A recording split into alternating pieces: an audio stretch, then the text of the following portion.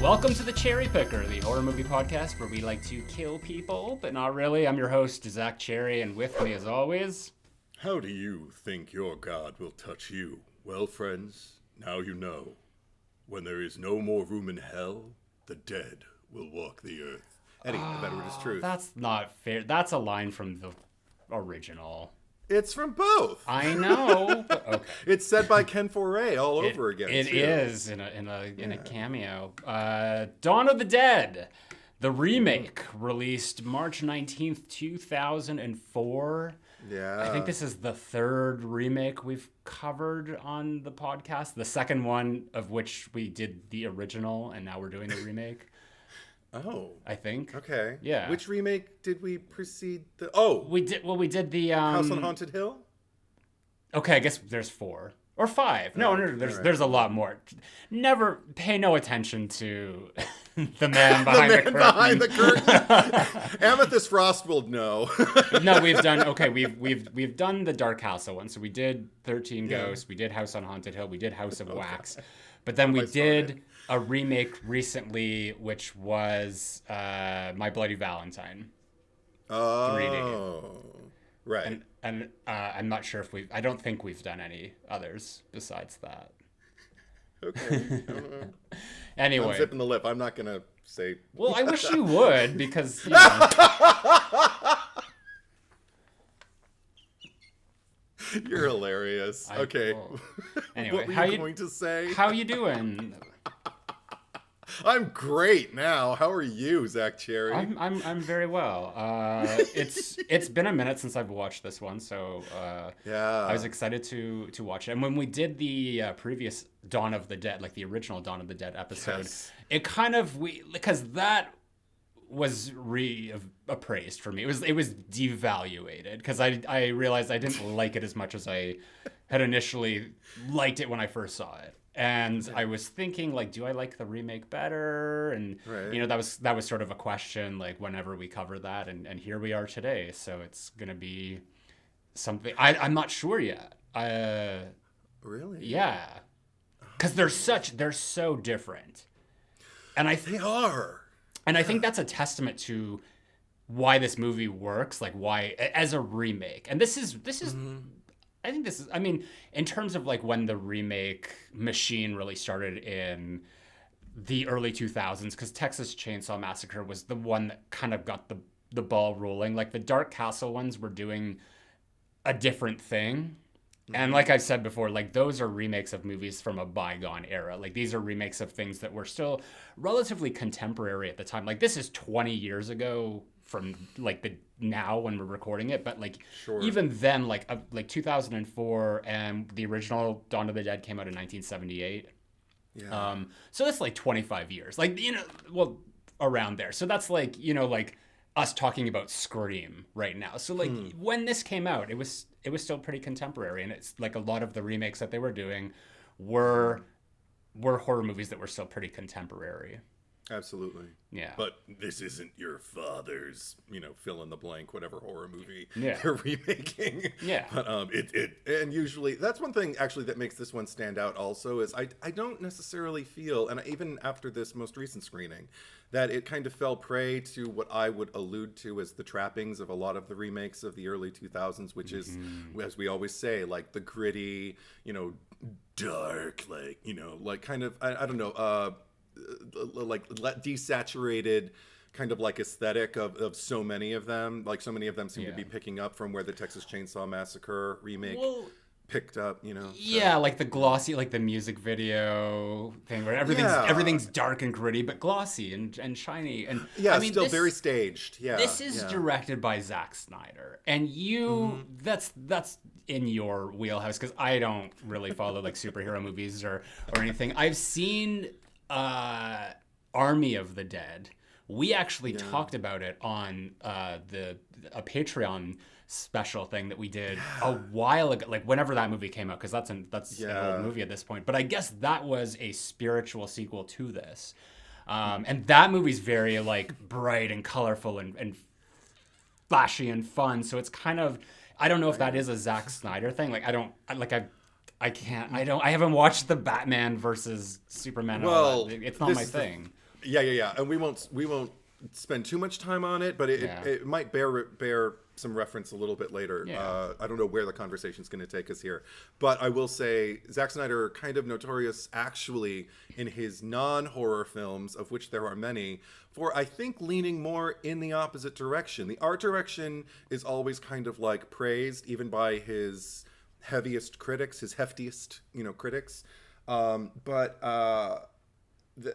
It does lean into a darker palette, not necessarily that of the horror remakes of the early 2000s, kind of like his own making. But I because there is a lot of kind of like subdued color and a lot of shadows and a lot of that, but and a general kind of, I guess, arguable malaise over the tone of the project. But so this movie really isn't a harbinger of things to come in a lot of ways. Yet, interestingly enough, I feel like the bleakness, and maybe this is what made so many people excited about him as a young filmmaker, the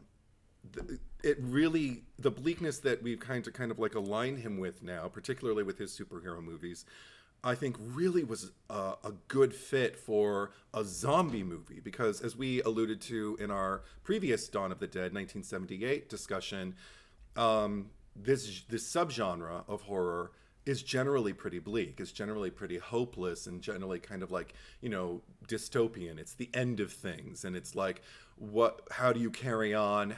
Who can you trust? These are general themes and general questions that are brought up and asked repeatedly throughout these kinds of movies. And I think, even though I think Zack Snyder represents it and examines it in a very different way than George A. Romero, shall we say, I still find validity in what he's presenting. And I think that's the general consensus in reaction to this movie, just specifically. Yeah, it's a vision, and I feel that a lot of the other remakes that followed this, like sometimes you'll have like a Rob Zombie, like he definitely had a vision for Halloween, but I think that a lot of the times it seemed like it was sort of like, and I don't want to say this with any disrespect, but I mean, I don't typically respect horror remakes, but I mean, it seemed like it was just like, let's just get like stock directors, like anyone that we can just like throw on the payroll. You're going to be doing this. And Zack Snyder, I had to look this up because this is actually his first feature film as a director, which is pretty impressive. And I think that that's probably what gave way to his career, like this being like his first effort, because it showed like, okay, he's got range. He's not just kind of copying and pasting, but then just sort of like, it's like, copy the homework but don't make it look obvious. He's doing his own thing with it. I know that he didn't write the script, but it's still like James Gunn wrote the script. Another comic book, for people who may not know, James Gunn, Guardians of the Galaxy, and interestingly enough, Zack Snyder, kind of like the bastion of the DCEU the past 10 years or so. James Gunn is picking up and doing his own take now that we're moving into another direction. It's interesting that we're talking about all this comic book stuff, because I mean, I don't remember everything that we spoke about during the original Dawn of the Dead episode, but I seem to recall there was something, we had a conversation about how there had kind of like a comic booky tone to it, like especially with like the bright colors. So it kind of it feels almost serendipitous that Zack Snyder and James Gunn would make something like this and then go on to kind of have the like be names in like the superhero film realm, because it is all very comic booky when you connect all these things in the Dawn of the Dead world. And I guess just what I wanted to say is like, while Dawn of the Dead, it has that vision. It kind of, that's what elevates it higher than most of the remakes for me, because I think this is I'm still trying to figure out if I like this one better than the original, but it's still a remake that I think is good. I think it's like it warranted, if that was the story that they were telling, this is who they brought on to do it, it warranted remaking it, where I feel like a lot of the shit that was just being shoveled out after that, like Prom Nights, the remake, where like that's a completely different story from the original, but just like, why, what is this bullshit, like why we're just throwing a name attached to an IP or just Sure. like just so we can keep it going. And this is an example of something that works. I mean, and it certainly was successful. And I remember I saw this in the theater in 2004. And I remember being excited. Like, I was fully prepared for it to suck. And especially after seeing George A. Romero's, which I actually needed more time with to fully appreciate. Mm-hmm. But I thought, oh, okay, I get it. And then I went to go see this thinking like, okay, so they're probably going to, it's probably, and interestingly enough, the things that I thought I wasn't going to like turned out to come true, but they seemed to work for me. Like, I thought, okay, it's probably going to be like, much more streamlined. It's probably going to look like it has a little bit more of a budget behind it. It's going to look less kind of like indie and, like DIY or DIY, kind of like, because I mean, there is something about George A. Romero's that does feel very kind of like homemade and very, hands-on. Whereas, and this one does feel sleeker and does feel like there's maybe more quote unquote production behind it. But none of that seemed to detract from it. I didn't feel like they were trying to distract me from what the substance they weren't showing me with like a lot of flashy effects and things like that. The effects all seemed incredibly visceral and connected, and I mean, there's no other way to put it, human, which is always the hardest thing for me when I watch a zombie movie, like, because it can be so dire and so, hopeless. It's sometimes hard for me to hitch my wagon to, those stories and go along with them because it's just so depressing, unless it's got a sense of humor about it or unless there's some kind of like social commentary. And I feel like this has both. I feel like there's at least 3 strong turn on a dime humorous moments that happen where something is incredibly intense and then flips on its side and cuts to something that is meant to make us laugh, and they actually all work for me. And so the storytelling and the flow of everything works really well, and I think that definitely is a testament to like why this still 20 years later is a very rewatchable film. Yeah. So before we get into it and we do a premise, I just want to chat about a little Patreon stuff.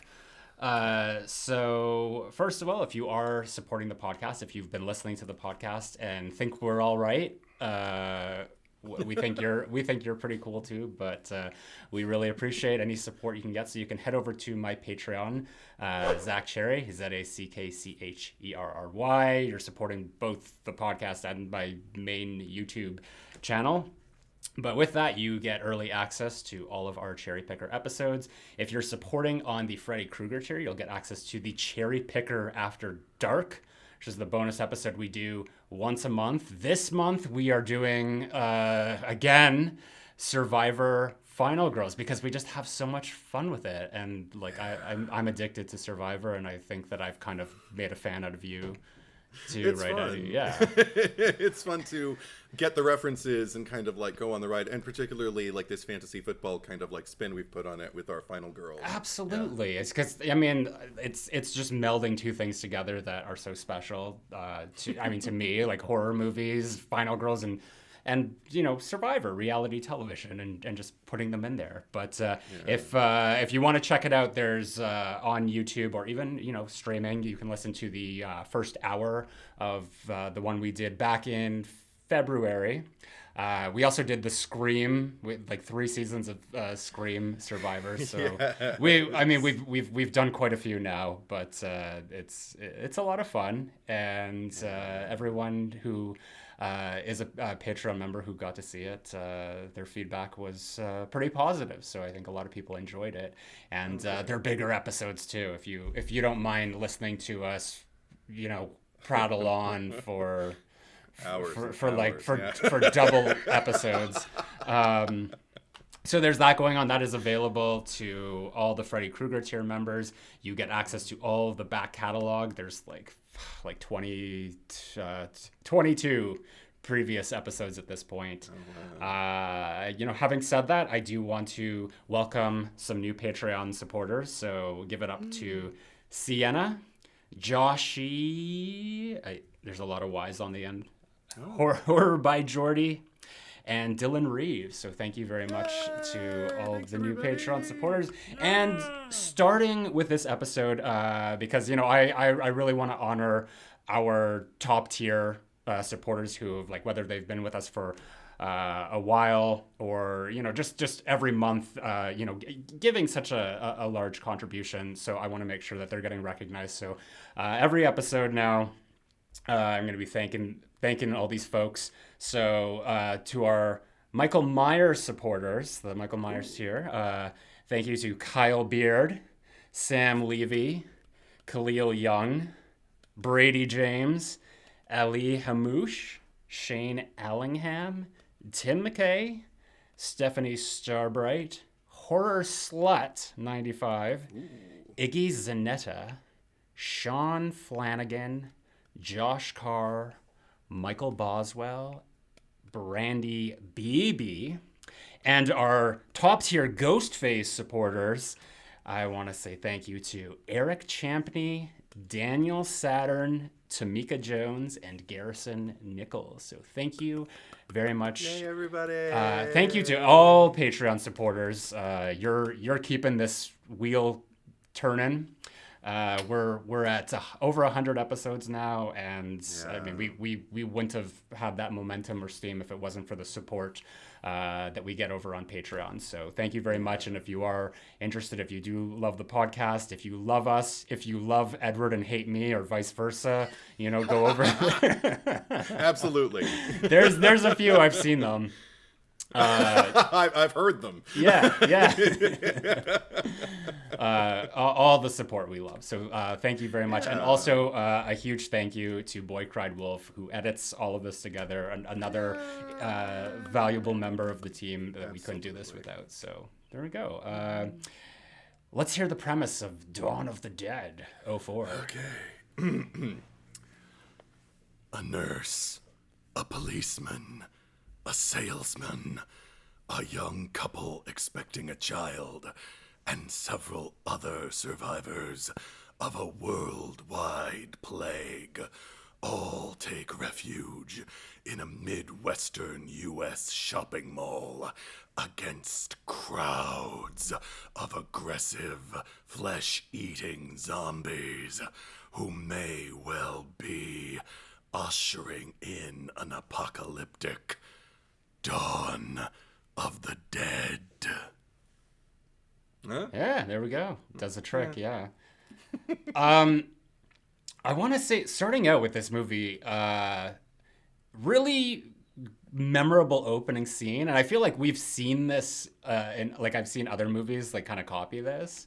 I don't, maybe it's like one of the Resident Evils or something, but it's just like it always comes back to Dawn of the Dead. And I think that with the original Dawn of the Dead, because I remember opening and she's kind of having a nightmare, the Francine, the main character in that movie, and then you see like she's wakes up in the new studio and there's just like pandemonium going on around her. And I kind of like that this one is a little bit more, subdued. Like we get, for like a brief moment to just kind of experience life before all the shit hits the fan. And it's sort of like when you get that jarring shift, and I guess it's Anna, the main character here, played by Sarah Polley, her husband. Yay. I'm assuming it's her husband. It's just like it happens so rapidly that it's like and we see that a lot throughout the movie, where it just like things are gone in the blink of an eye. It's just like something crazy will happen. It's just like, that's life. It's just like here one second, gone the next. And it's really emphasized in here. And I feel like, especially in the opening scene with just like the chaos and her kind of like navigating through that in like however long this sequence is, just like, everything's normal at work, and just talking about like their plans and just like, oh yeah, I get like a 3-day weekend. And it just like something about it just really resonates even harder because of that, because it's just like everything is just like snatched away in a moment. Yeah, I mean, it's in addition to this depiction, a very effective depiction of like these typical components of a daily practice. I also love how early, because I remembered this about the movie, like anytime I think about it, I always see a kind of brilliant, almost Secret of the Ooze, Teenage Mutant Ninja Turtle green hue. And it's present almost from the get-go when we're in that hospital with Sarah Paul's character, with Anna, when she's talking to her friend and talking to the doctor who's just kind of like completely disrespecting her. And it made me realize, like, oh, that's present throughout this movie. Like it follows her out of the hospital into like the lawns of the neighborhood as she's driving through. And then the only kind of manifestation of it inside her bedroom is, I think, the tank top she's wearing. And then later on in the park where she encounters like the other people. I don't want to jump too far ahead, but then it's present on the walls in the common area of the mall throughout the rest of the film. And it's always just kind of like got, I guess there's a chill to it, but I wouldn't exactly call it like, you know, cold like Burr, but it's got an oddness to it. Like there's something strangely, like even against the backdrop of like the lawns and the foliage in the park when she encounters like the rest of this team that she's going to go through the rest of the movie with, it makes the natural look unnatural. Like there is no real comfort. So there's a rigidity to the movie that I feel like is because the plague is already present at the top of this movie, even though we don't know what it is. We're seeing people like wheeled in on gurneys and things like that. It's almost like there is life, but there's also a presence. It's been invaded by something that probably seems, I mean, for lack of a better term, alien. And I mean that in terms of, again, like in a very comic book, 1950s kind of comic book, sci-fi, you know, three-eyed, you know, ooh, Toy Story alien. Kind of, I mean, it also feels very like early pandemic, sort of like where it's just like, there's something going on, but like, you know, we don't know what it is yet, and then just like all of a sudden it hits, and it's just like craziness. Very unmellow, it's unsettling, and I like that about it. Yeah, and I like that look for it because the movie has a very uniformed aesthetic to it, and and again, like going back to just like what we were saying about how every remix sort of had this like grittiness, like like the gritty polish that it felt like they're all the same, you know. They're like nothing looked any different from the other, where this has that going for it. And I think for any movie, like especially a horror movie, the ones that I tend to glom onto and remember the most are the ones that have like a very distinct look. Like, you know, like look at anything that Argento does. Like you look at Suspiria, or Tenebrae, or even like going to like Candyman and things like that. Silence of the Lambs, like each one of those has an aesthetic that is so unique to itself. Like it looks like you are now in the world of Dawn of the Dead 2004. You talk about it all the time when we discuss anytime it comes up, the original Halloween trilogy, that John Carpenter, you know, 2:35:1 aspect ratio, and how the characters occupy the space, and even how the space is depicted. It seems very uniform in that vein as well. I feel like the camera, like the ratio that they use is so integral because it can make or break a movie. I mean, I think that the most important thing is the script. I think that's probably, I mean, it's like there's an Alfred Hitchcock quote, like I think it's like the most important thing about a movie is the script, and the script, or the three most important things about the movie are the script, and the script. So I would say like the script, like it has to be a good script, like by a large margin. That's the most important thing.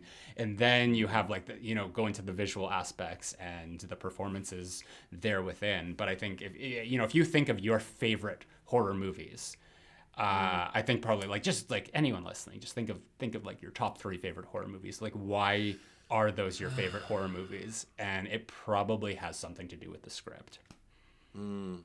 I mean, there's something to be said for that. Also, I mean, just to play devil's advocate for a second, and we won't linger on it because I think this script is pretty solid. But I also think it's found in the editing with this movie because there's so much to say. Okay, so one thing that I admire about film, just in general, is also just like the way you can kind of manifest something and capture it, and it's all about what happens in that room. The script will certainly help, and not certainly like we just did.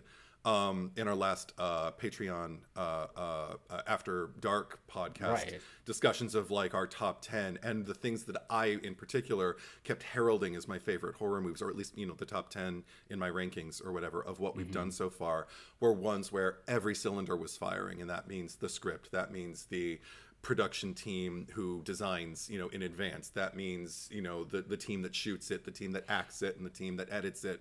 And then finally, how it's delivered, to you. It means everybody did their job. But ultimately, what's interesting, and I want to bring this up when you were talking about the cuts of the original George A. Romero one. This one, I didn't realize until after I finished it. I saw the R-rated version of this, and I forgot on most physical media releases of this movie, it's presenting the unrated director's cut. And I even watched a discussion essay on the thing, and I saw a scene that I was like, oh, that wasn't in my cut. I saw the R-rated cut. So did you watch the unrated director's cut? I have the Scream Factory okay, Blu-ray. So you have both cuts. So it has both cuts. I put on specifically the unrated one. And every time I do this, because I think of you, because I know that you don't have as many movies as I do. Like, a lot of the times you're streaming things or whatnot. And I'm just like, sure. I bet you anything would have watched the theatrical cut. And there might be like some sort of disconnect in our conversation. Because I actually don't know what scenes are the unrated, because I think I've only ever seen the unrated. I didn't see this in the theater. I've only ever owned like the DVD or the Blu-ray. Okay. But at the beginning, when you put on the unrated, there's sort of like a 1 minute, 2 minute intro by Zack Snyder, and he's just sort of talking about, here's all like the just like extra bits of gore, yada yada yada. But we kind of, this completely went over our heads because we've been trying to get in the habit of announcing to people where they can watch these movies if they haven't seen them before. So if you have that information prepared, do you want to segue into that real quick? Now, sure. Yeah.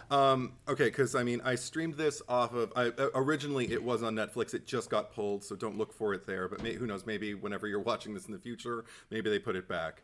But it is currently available to stream at the time of this recording on Starz, that app, if you're subscribed to it. And it's also available for individual purchase and rental on the usual suspects, YouTube, Apple, and Prime.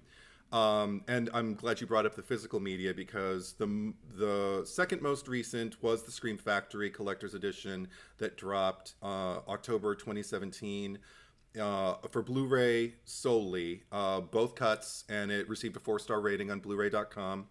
And also, incidentally, a Blu-ray combo with Land of the Dead, which is fun if you want a little George A. Romero versus Zack Snyder going on. Or another Blu-ray combo with Land of the Dead and The Thing, which I actually thought about The Thing when I was watching this one. I didn't think about it. Well, he produced it.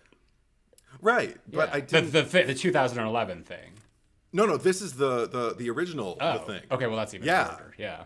No, but it just kind of made me think when I was watching this particular one, I was like, oh, it's another kind of like strangers thrown into the mix with each other and everything like that. Maybe because there's many more strangers for a much longer time in this particular iteration of Dawn of the Dead than in the original. Yeah. In the original, it's kind of like our core 4, and those are the ones we really glom onto, Yeah.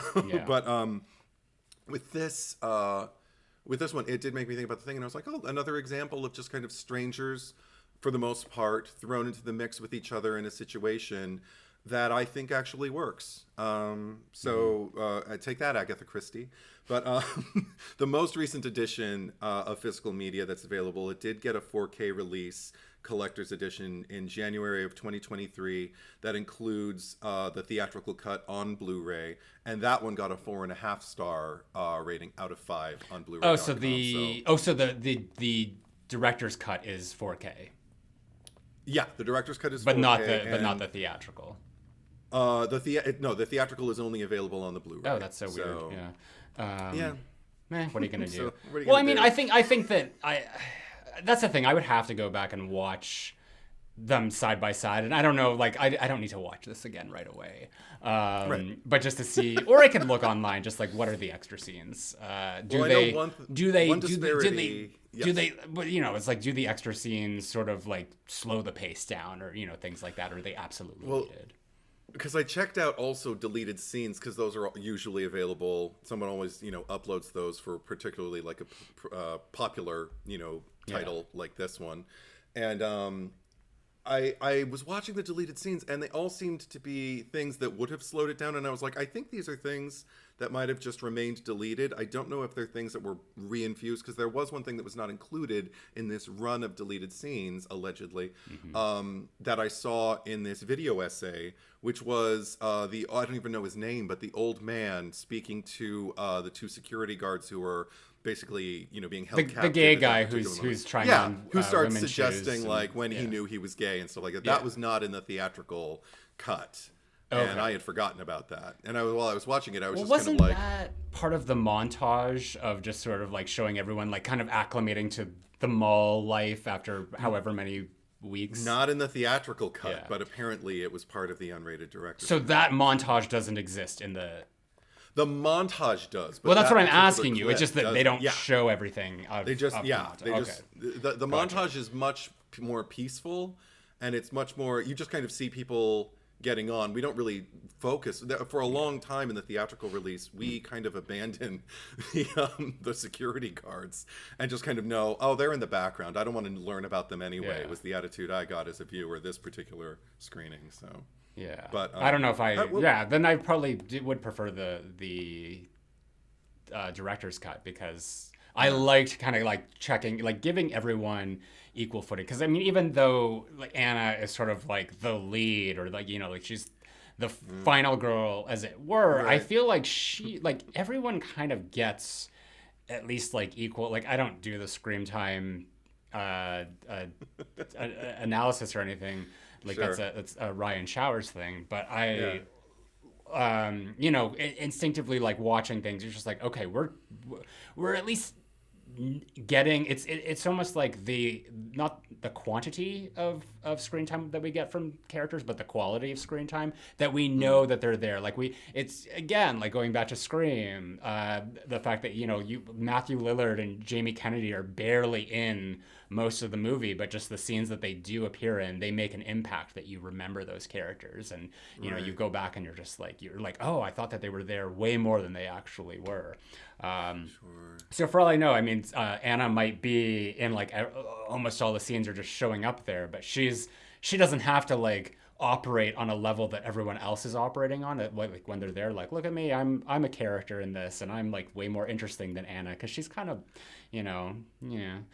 Well, yeah, she's our gateway in for sure. So I mean that that just kind of feels like, oh, okay, so I guess you're the protagonist. But then once we all get into the mall, at least in the theatrical release, it does feel largely kind of subjective, and it does just kind of feel like everybody's kind of taking their moment. Everybody's kind of got their time to expose. And there are some characters who I actually wish I could have gotten to know even better, like Sweet Norma, the older lady who makes the discovery about the baby and everything. Well, my favorite was the one with the bouncy curls, the blonde one. Oh, of course she was. Well, I don't.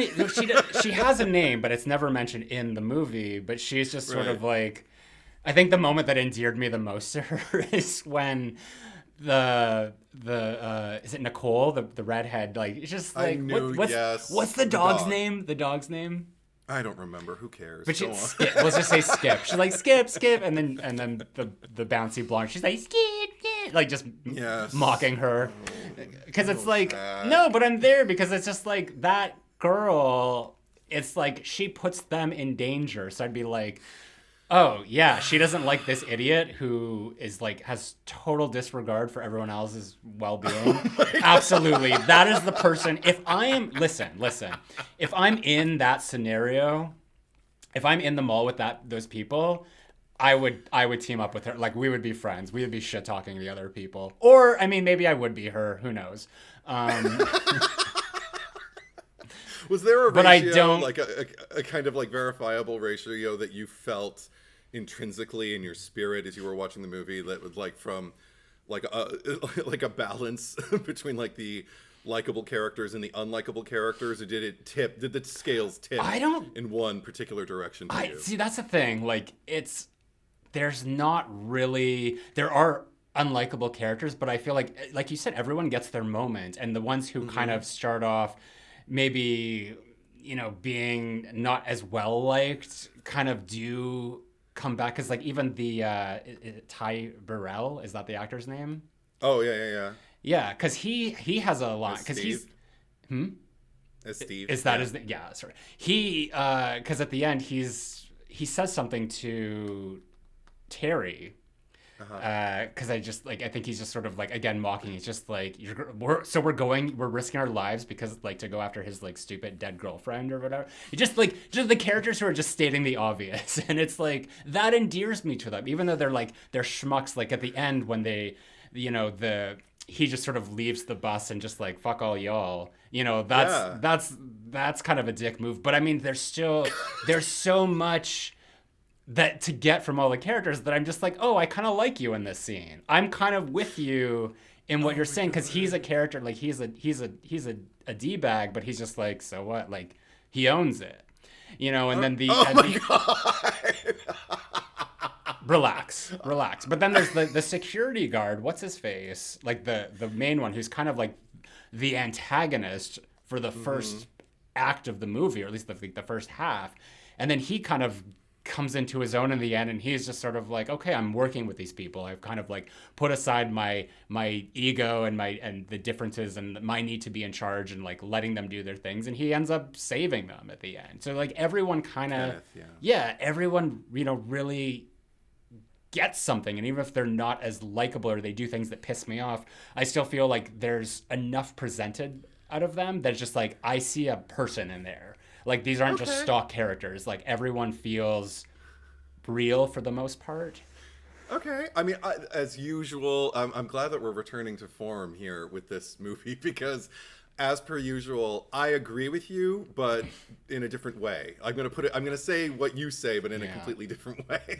Because my attitude toward Nicole in particular, just starting at that particular character, yes, it was annoying that she kind of like absconded. Is that the word that I'm using? Or just kind of, like it left, abandoned them, and kind of got in that big old truck that they all, found themselves going to the mall in the first place, to drive across a parking lot to save a dog that didn't need to be saved because the zombies aren't going to go after the dog.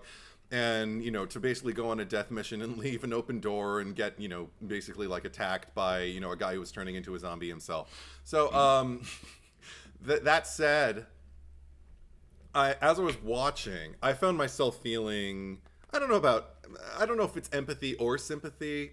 I don't know what it was, but I was feeling like an understanding as to her particular, I guess, her point of view in this particular moment, because I thought like, okay, well, the poor girl, her father got executed. Like, she obviously didn't want it to happen. I really actually my heart went out to her when she left and hid, and actually I really was happy with the way that was happened, as far as exposing us to like the way characters are dealing with multiple characters are dealing with the situation. The fact that the security guards are like, come on, let us out, and everything like that. And what's his name, the good one, I forgot his name already. Terry played by is it Kevin Zegers? Yes. Of Frozen fame. Well, he's in Frozen, but also him and Nicole, played by Lindy Booth, they were both in Wrong Turn, which we covered. They played the couple in like the first couple that got killed, like the ones that like the ear, remember that shit? That's them. So this is like really fun. Like we were a couple in that movie, and now here we are faring a lot better, like until the end. They made it to the end. To the end credits. Yeah. But this is the thing. I loved watching Terry like kind of like shush them and just kind of like, watch the what's the word I'm looking for? The monitor. Security camera. Yeah. Yeah. The like just seeing her. Why there's a security camera like behind a counter? Oh, well, I guess behind a counter because you need it, because in case I get robbed. Okay, that makes sense. Sorry. But just watching her just kind of like huddle back there, and because of something that's going on off screen for her, and and juxtaposing that against like her father like sitting there, dealing with this impending zombifying that they know is coming. He can feel it, and he's saying things to the point where I can't even kind of like recognize what he's saying, but it doesn't matter because he's just letting it go. He's just kind of relishing, I guess, the last moments of consciousness as himself that he's going to have. Mm-hmm. And then we hear that, and even that was another moment that I loved, just like the moment where Michael goes to Anna, and she's just kind of like something. I don't remember what the exact line was. Something like, "I'm glad you didn't go through with it, or I Yeah. knew you wouldn't go through with it, something like that. And he just kind of stands there silently, and then you hear, "Ah!" and then you hear the gunshot, and everybody knows what happens. And then that's a jump cut. That's one of those cuts that I talked to about, like, now, oop-da, cool kid, or something like that, like where there's a pop song playing and people are just kind of like getting on with their lives. Yeah, no, I just the lyrics were something like "Go on and get down with the sickness," or something like that. Yeah, something like that. Yeah. It was just an upbeat like song. It wasn't like "Boy from New York City" like I was just singing, but it may as well have been. It wasn't like the April Fool's Day one from last week. Too bad you're crazy. Yeah, right. Oh my God, that would have been funny too. I mean, you could put anything there, and it'd probably be like ironic in a humorous way. But the reason I'm bringing it up for Nicole is like I had an affinity for her at that particular moment, and that followed through the rest of the movie. I thought like, okay, yes, it's a stupid move that she took this truck and went off to go rescue a dog that didn't need saving, but if that dog is kind of like the last, for her father was the last link after she lost the rest of her family, and then she just lost him. Now she's developed a connection with this dog and with this new boy. The dog has run away. She was flipping out because she didn't want to see it lowered into like all those monsters. So there's something irrational that is already at play with her. She's not thinking in terms of like what the actual stakes are. She's just seeing this thing that I connected with, this thing that I love, that loves me, is going to be gone if I don't do something about it. Nobody else cares. Well, I have to do something. And it's a delusion, but it's an understandable delusion. So it doesn't make me arm's length. I don't have an issue with the movie for her doing that. And I'll make a comparison to like the other Zack Snyder movie, but no, like it's irrational, and it just makes me roll my eyes and just be like, you asshole, why would you do that? But that's what I'm talking about. Like even like characters like that, you can have a character who just does something stupid, and you just get pissed off because it's like, oh, that's the stock character doing their stupid thing. But in this case, because we are endeared to her, like we do see sort of like this, like their relationship, that couple, and just sort of like, from the beginning, and him like watching her in that private moment on the monitor, and all the way up until like when they're getting into the trucks and he wants to be in the same truck as her, and they're just like, no time, move, and like you get a sense of who these people are. They feel real. Sure. And that's what I appreciate. It's like they could have easily just made her an annoying idiot, and she's an annoying idiot, maybe even not annoying, but like I understand her, like I have empathy for her, and that's what makes the characters in this better. The juxtaposition, and I don't really want to spoil Army of the Dead too much, but let's just say the person who survives that movie is the person who, like, it's like that entire movie is like predicated around a mission, we'll just say, and this person who survives it has nothing to do with that, and they have an agenda of their own, and they fuck everything up for everyone, and everyone basically is affected by that by the end, and this person is okay. Nothing has happened to them, and I hated that so much. It pissed me off, and I feel like that, like being like both Zack Snyder movies and sort of like spiritually connected in the sense that like they're of the dead movies. I think that it was handled way more successfully here with that character than it was in Army of the Dead. Okay. I agree with you there. Also, okay, just to reference two other people you brought up. I think Monica is the blonde that you brought up, the one who was Of course annoyed. Her name is Monica, The one who was annoyed by Nicole.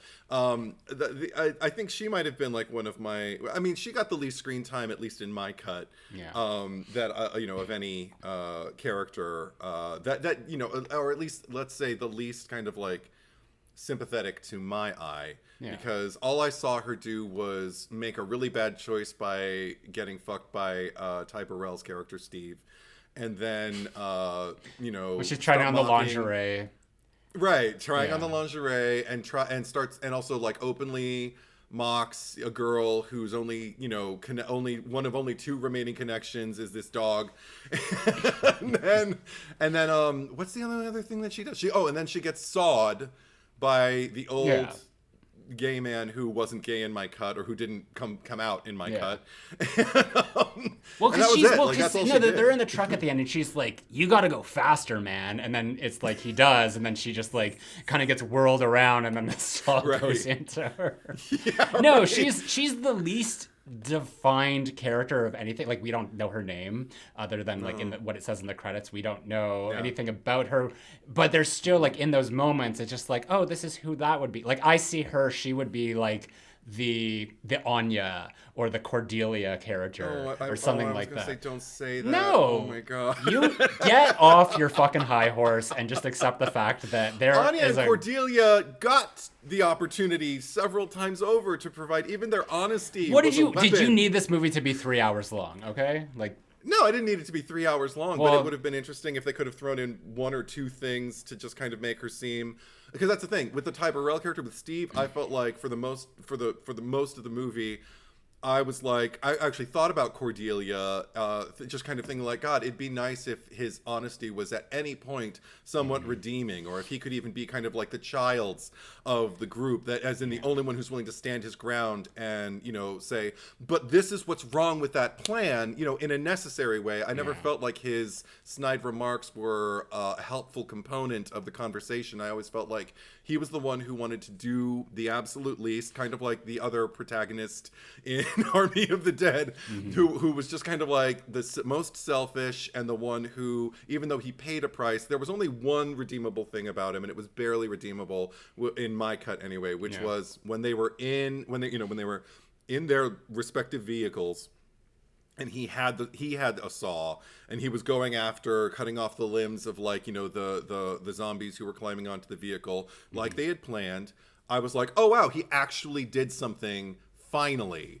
And even that wasn't enough to redeem him in my eyes. I just thought, well, at least you're not completely useless. Okay. You've done one thing to help. I agree that there's a level of just like, okay, if you're just going to be your character and like, just for the sake of being your character when it doesn't really need to be there, yes, absolutely. There's a lot of moments like that. But I don't need characters to redeem themselves. Like, that's the thing. And we've talked about this before. I don't need them to be sympathetic. I don't need them to be redeemable. I just have to know who they are. And I feel like despite the fact that like he's not being helpful, and not in a helpful way that really is showing us, what his agenda is, in a way that probably would have worked more cohesively with the story that they were telling. And same with her, and just like getting anything from her, I still know who she is. I still think like, okay, she's the one who's probably like really sarcastic and shit talking people, and she was hanging out with like the older lady who was like chain smoking and stuff like that. I felt like there was a camaraderie there, and I liked these people, and I just like, everyone kind of played their role. And yes, it probably could have been done a little bit more successfully, but I didn't need any more from like that character. It would have been nice, the bouncy blonde Monica.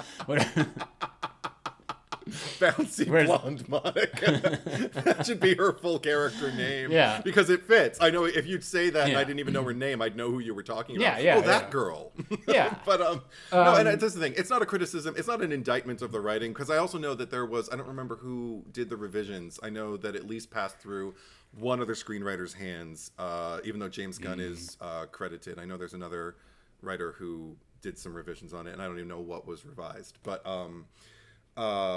it's not so much an indictment of that as it is just like, but I really positively responded to even the characters who are likable. I liked seeing them be unlikable or even contradict their characters in a way that didn't feel like bad writing or ignorance on the part of the screenwriters. It felt more like dimension added to characters that otherwise would have been cardboard cutouts, and just be kind of like, I think about Michael in particular, spent so much of his opening moments right into the mall, being kind of like the gentle soul, the one with the compassionate voice, the one who's like telling her, hey, wait, we can't, that kind of benevolent force in the group, that I was like, well, listen to this guy. Okay, I like this guy.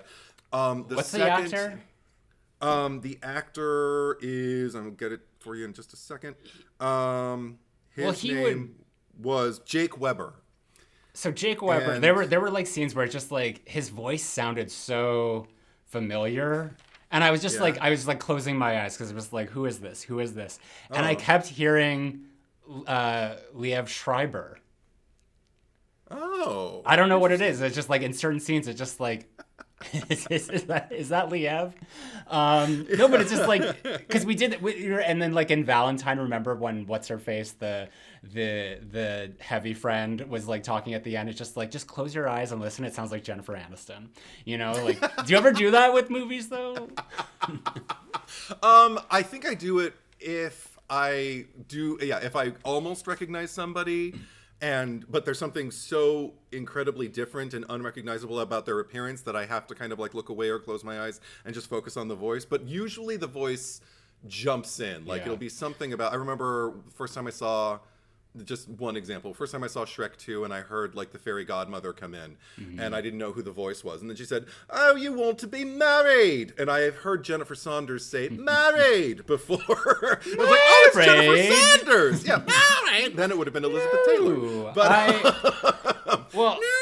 I knew a guy once like that I worked with, and at one point I was just sort of like would hear him talk. And I'm just like, something is familiar there. And it was Steve Buscemi. It was just like the same fucking voice as Steve, but like in this like young kid. And it's just like, why does he sound exactly like Steve Buscemi? Like people like that need to fucking work in voice acting. Like they need to get in there and do something. Yeah, if they need a Steve Buscemi type to do a voiceover, that guy could book it. Yeah, that's the way it works. And voice acting pays a lot of money too. It totally. I've got to get into that. Yeah. Maybe because I don't want to act, but I mean I do, but I don't. But voice acting, maybe I should. Yeah, I don't know. Do I have a? Well, isn't it? There's like a lot more. There's a lot more to it because I was watching some an interview with Sarah Michelle Gellar, and she was sort of like talked about voice acting a little bit, and she's just like, it's actually not as easy as like people think it is. Oh no. Because you have to, the content is already animated. You have to match like the movements of the mouth and all that. So there is a lot more to it. But I guess like the good part of it is that you don't really have to learn your lines. They're just all in front of you. So you're not going to be doing your homework the night before, trying to memorize everything. Right. No, I've looped. I did an indie film that we recorded a great deal outside of my dialogue, and they didn't want the ambient noise from the freeway nearby and everything. So I went into the recording studio, and sorry, we're way off topic here, but that's what we do here. That's what we do here. I just remember sitting there with the podium, like in a little recording booth, and they had the screen, and they were just playing my scenes. They'd play like one scene, maybe about 20 seconds of it, like on a loop, and just have me say the line over and over and over again to try and get it to sync up with, what my mouth was doing on screen, and also to find the performance, like which take is going to sound. Do we have it? Okay, we've got it. We're going to move on to the next 20 seconds or something like that. And it was cool. It was fun. It was like a game. For a Virgo like me, it was a fun game. Imagine how much work it is for Brad Dourif to do Chucky. What do you mean the lips didn't line up that time? Well, they also. You want me to do it again? For Chucky, I think they record him first and then kind of like if you have to loop it later, you're probably shit out of luck. But I know that they program the lips to kind of like move at the cadence that like he's speaking the lines too. So, but I'm sure there are instances where it's tough. Anyway, Jake Weber, Liev Schreiber sound alike. The dimension that they gave his character, it happened with the killing of, we didn't name him, Frank, Nicole's father. He was the one who was kind of like the force behind like, this guy needs to be executed because he's a risk. And this is the seemingly most even-tempered and clear-headed guy with regard to the humanity left in this situation. And the fact that he was the one suggesting the killing of Frank before Frank can kill them, and that Anna was challenging him on this when they seemed to be kind of playing for the same team.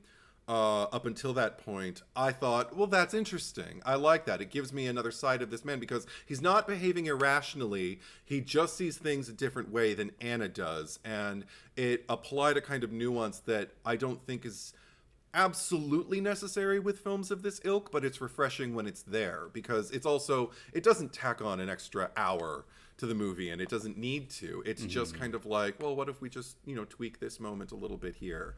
And I appreciated that, because also I didn't necessarily think, I saw Anna's point of view and I saw his point of view, and I didn't think either of them were wrong, and I didn't think either of them were right. Well, I feel like Anna in particular, like when do we really get to see her point of view after like the start of the movie? Like there's one moment where which actually I really liked, where she's kind of going like, I need to find medical equipment, and then the third security guard is like waiting outside and he's getting impatient, and she's kind of in there, and it's like finally dawning on her of just, her husband's dead. Her whole life has been ripped from her. Everyone she knows is probably dead. And she's just sitting there. Like, she's found these shoes because she's been barefoot this entire time.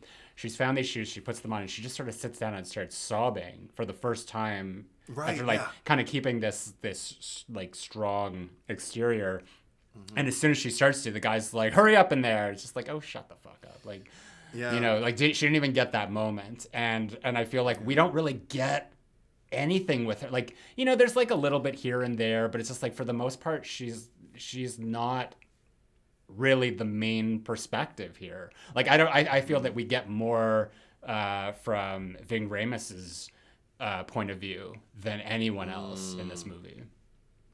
I mean, yes and no. I mean, I'm also thinking about the moment where they're all sitting in the circle. I think they're around, and I want to talk about this too, but when they're around hallowed grounds. And when I saw that first time, like, is it called Halloween? Because I just saw the Halloween. I know, I thought that too. Yeah. I was like, oh my god, are they just naming movies Metropolis? Well, Halloween? if you look at the mall, it's at the exterior, and then it's also the shop where your favorite Monica is trying on lingerie. The name of the department store is called Galen Ross, who is the actress who plays Francine in the original. Right. Yeah. So I think there were. See, that is how you do fan service. That is an Easter egg for a remake. Well, that's one thing that Zack Snyder has definitely developed as a director, which is microscopic symbolism and allusions, and even I guess cameo type things. Yeah. He plants them throughout every project he works on, and this one I appreciate it, because also it sometimes it's left a little oblique, like it's not exactly clear what is there, and it's more about the subjectivity of it, like, well, what does it mean to you? Not in a way that he can't explain it, but in a way that I think he delights in a kind of lack of specificity. It's like, it's more about like, are you engulfed in this enough to like read something into it? Because one thing that I appreciated about the three big ones for me were Hallowed Grounds, Metropolis, and because that was the name they kept going back to that they were like locked into originally, and then the little kid's place where the baby is, which is called Carousel. And I was just kind of like, is there a significance to these? And I started wondering, just because Carousel, immediately I started thinking about Logan's Run, the movie, which in a nutshell, the old people, they don't allow people to like age beyond a particular age. Like, once you're old, and then you go off to Carousel, which is essentially just death. They put you on a raft and they send you off, poetically in a way, like they really kill you. But so I thought, like, okay, so Carousel, like, that's kind of bleak, and that's kind of like, like it speaks to a finite end. And then I thought about Metropolis, and I just thought like about the German expressionistic silent film that is about a futuristic urban dystopia. And I thought, okay, like an urban dystopia, a mall. That makes sense. And the other one was Hallowed Grounds, because that's the common area. That's the one where they can come together and have their conflict, or they can come together and choose peace, And so something about the grounds that they stand upon, where they have their most important exchanges, are all on hallowed grounds, spoke to something that was much larger to them, that I thought got visually represented. One of the first things we see when Sarah Pauli, Anna, is driving home is this overhead view of her car driving through her neighborhood, which suggested anonymity to me, and kind of like what you said earlier, it could happen to you, it could happen to anyone, kind of thing. Like she could be living in any of these houses, and so could you. And then later, after the entrance is made by Vivian, I think, the little girl. Yes. The entrance, the zombie Vivian, a very memorable moment in the picture. And she escapes. She's back in the car, and after she's kind of like done this loop-de-loop in her neighborhood and escaped it, she's on another overhead view of her with the pandemonium happening around her car. And it no longer feels like anonymity. It feels more like suggesting an overwhelming world that she is, just trying to make her way through. And because I've already kind of identified with her as a quote-unquote protagonist, I feel it's also immersive, like me being kind of like locked into this car and pushed through this world.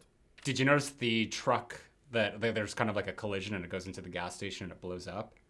Yeah. Because I think that is an Easter egg from, I don't know if it's the original Dawn of the Dead or it's Night, like the original Night of the Living Dead, where the actor's name who's the main character in Night of the Living Dead, who he like recalls some story about like seeing a truck fly into a gas station. So there's another bit of homage or just like Easter egg that's so subtle that just kind of again, going back to Zack Snyder and his ability to make these references and not have them be so in your face. But I felt like every time we were at the hallowed grounds, or around there, it just felt like everything was peaceful. Like everything was fun and jovial, and like people were just kind of like, they're getting along even if there was like arguments. But when we went to those other stores, it was just like bleh. But you mentioned something about how it's sort of like it could happen to anyone. And I think that really bespeaks to why this movie works so well, because you could conceivably look at Dawn of the Dead, like the universe of Dawn of the Dead, and be like, this exists in the same universe. Like maybe this is a different mall or something. It's certainly different characters. We're not remaking it. But also the fact that there's tons of people in that neighborhood, in that city, in the world, where it's just like there are other Dawn of the Dead stories of survivors all over the place. And that's why I think it's such a smart decision that this was the story that they told with the remake, because it's like, we're not doing the exact same thing because there's something more interesting to tell. And I think that I've kind of, as I was saying before, the most important proponent to a movie's success is the script. And, whether or not did I think that this was better than the original, and I'm at this point making a decision that it is, because I do remember now in the original, there's a lot of slow parts, and there's a lot of just like them just sitting around and just like repeating the same emotional beats and scenes and decisions over. And there's a lot of like they're doing stuff and we don't really like, there's a lot of exposition, and then they do things and it's like really long drawn out scenes,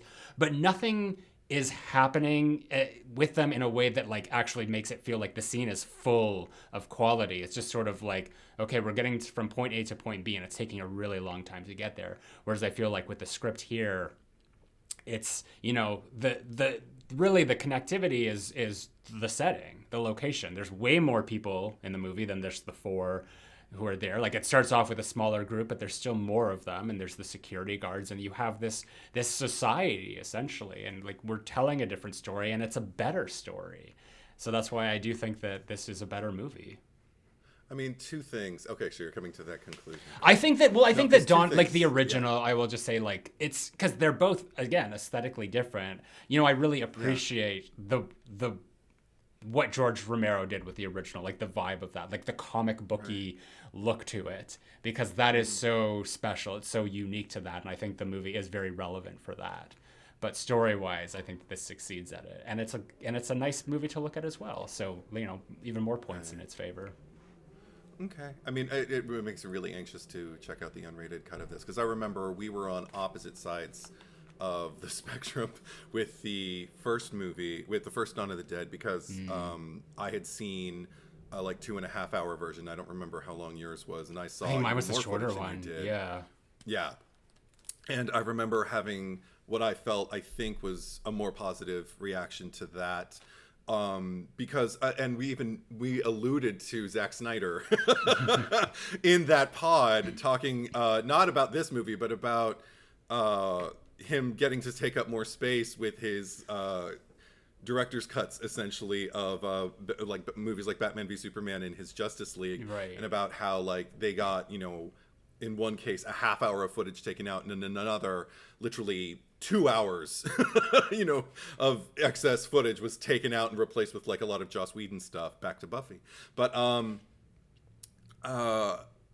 and for me, to my taste as a cinephile, the director's cut, as far as Zack Snyder is concerned, with those two projects, those DC projects, was always superior to the shorter, the truncated cut that the studio wanted me to have, because there were lines that he was drawing and symbolism he was planting and things that needed to pay off that didn't, all of a sudden didn't pay off and were meaningless and harder to kind of wrap my head around, and became so much clearer when I saw the story as he intended it. And I felt that with George A. Romero's, and I wouldn't even call it his cut, but the longest cut for me, the one that was the most behavior based, was the one that was kind of like the most eloquently spelled out in terms of like, and also, you know, I love behavior. I love, you know, watching people just kind of occupy a space and seeing, well, what are they going to do?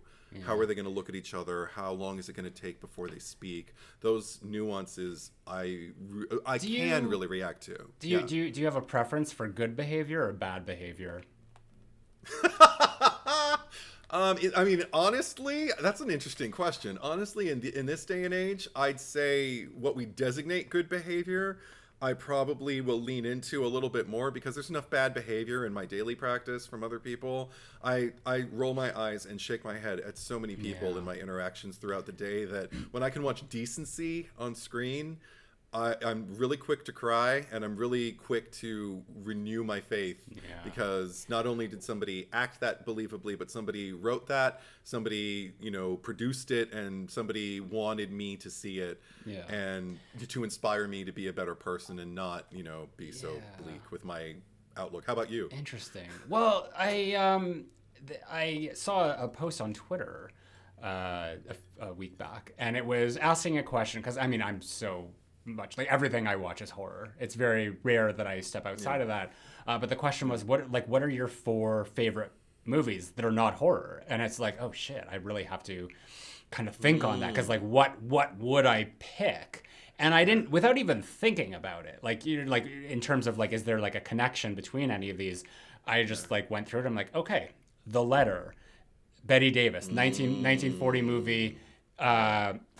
Where she, you know, it starts off, she murders her lover, who she's having an affair with. You know, she invites her over. The movie starts off with her shooting him, and then it's like the rest of it unravels. The other one, good. Beyond the Valley of the Dolls, which we're gonna cover soon, because that is actually, it is like semi horror. It turns into a horror movie, but it's, you know, camp. Yeah, like trio of like a rock group, a female rock group. Go to Hollywood and just get like sucked into this world of depravity. Then you've Jackie Brown, which I think is the like underrated Quentin Tarantino movie. It's my favorite. Samuel L. Jackson playing this gun runner, and Pam Grier is his, like, you know, taking the money across the border to him so he doesn't get caught. And then Jawbreaker, which we did cover on the Cherry Picker After Dark, you know, like the popular girls who accidentally murder their friends. And I'm just like, what is the common theme here? It is women behaving badly. And that is kind of my thing. Like, I love to see that. I want to see women doing wicked things. I don't know what it is, but it's just like that intrigues me so much more than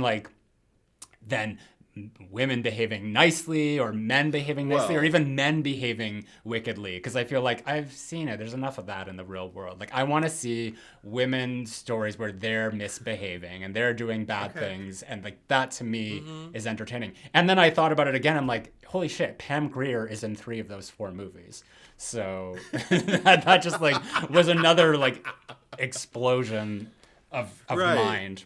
Oh my God, that's awesome. No, and I agree in terms of that vein. I mean, obviously, I love Baby Jane, and I love All About Eve. Yeah. And I love Carrie, and I love, like there are tons of titles that I can speak to. But I think the thing, and it's because also that's a very specific thing, because I understand absolutely an appetite for women behaving badly, because it also means something different. I think, like, and again, we'll go off on a little tangent here, but like being raised as closeted gay boys, I feel like when we get to watch women kind of like own whatever power movies are willing to grant them, it's almost like gaining a second-hand thrill off of them inheriting that power and celebrating it and manifesting it and not being afraid. That's what we want to do. That's what we strive for. So I totally get that, because behaving badly from any kind of what's the word I'm looking for, marginalized community on screen can often equal freedom, can often equal equality, and can often equal an opportunity to do something that society won't grant you. So I agree with that. There is a level of freedom behind, and this is in both the original and this movie, where it's just like, we're starting over. We make up the rules here, and it's just sort of like, and it's interesting because we start the movie and we have the security guards, and there's this oppression about them, and just how like the main guy, I can't remember his name, but because he's just like, nobody's going to be stealing anything, and it's like, who cares? The world is over. Like, just like, you're making this your home now. You have free run of just everything here, and it was nice when they finally just like took it back from them, and they're just like,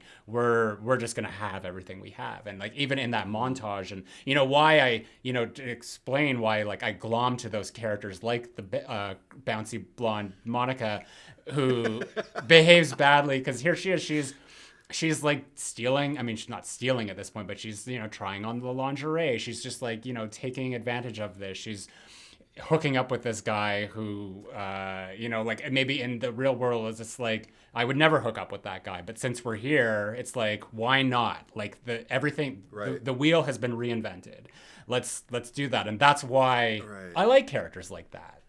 That's why I think maybe I didn't cotton to this Monica as much as you did, because it makes me think about Heather from Texas Chainsaw Massacre, the new generation.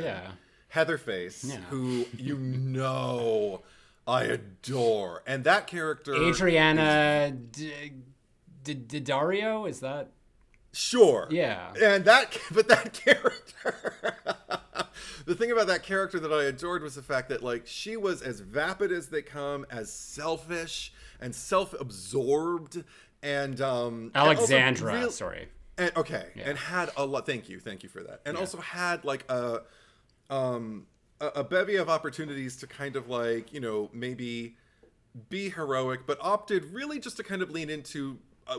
Keep me alive. I just want to survive. And even that, I was like rooting for her, because this is the thing. And we said this as much when we covered the franchise months and months and months and months ago. Years. That she has a point of view that, though I don't agree with it, I am thoroughly entertained by it, because it is the same way you said it. It's so kind of like unfiltered and undeniably her. Like, at least she's being upfront about it. But the thing is, I don't feel like it's to the detriment of anybody else. It's just her being who she is. I think once being who you are is a detriment to other people, that's when you start to lose me. And I don't think Monica's being who she was a detriment to anybody, but it would have been nice, like I was saying, talking about this hallowed ground moment when they're all kind of like in the circle talking about what we just kind of catch them in the middle of this exchange that appears to be them discussing what they're best at and what they were worst at in the before times. And it comes to Michael, and he says that he was worst at being a husband. And I'm like, oh wow. And it's all kind of like good natured and chuckling and everything like that, even though it seems very true. And then they ask him, I think Anna is the one who asked him, so what were you best at? And he says, oh, it kills me. He says, I was best at being a father. And everyone just sits quietly with it. and you just kind of see them all, and not all of them. I really wish there could have been, maybe there was a take on Monica, but it just didn't resonate with me. Even if she would have been rolling her eyes, at least that would have been something. I think she just needed more screen time. But what I really, really responded to, and another thing that kind of like, it was another check mark for me in the plus column for, say, someone like Nicole, when he said that, she's just lost her father. And I see the ground kind of open up before her. She just kind of goes to that place like, you know, like, I had a good father, you know, and it just kind of, I was like, wow, I wasn't expecting this. I mean, if you blink, you miss it, but it's some depth. If you're looking for it, it's a scrap of depth, and I really appreciated that. I would have liked a smidge of that from Monica. Oh, absolutely, absolutely. I mean, I think, and that's a point to make for both Dawn of the Deads, is that there is depth, there is humanity there, and that's, you know, that's kind of the core of what the movies are. But yeah, I mean, there's only so much time. I mean, you know, if I were to go over the entire movie and you know, make the Zack Snyder cut and cut out like, okay, well, we don't really need this, but like, let's try to get more of this character in here or this character. I'm sure I could do that, but I mean, you know, there's definitely moments that might lull a little, but there wasn't enough that it like was a detriment to the overall experience. No, and as much as I admire the contrast, because I think there's a lot of bombast in the opening of the original one, and then there's a lot of, consequently, moments of silence in the original.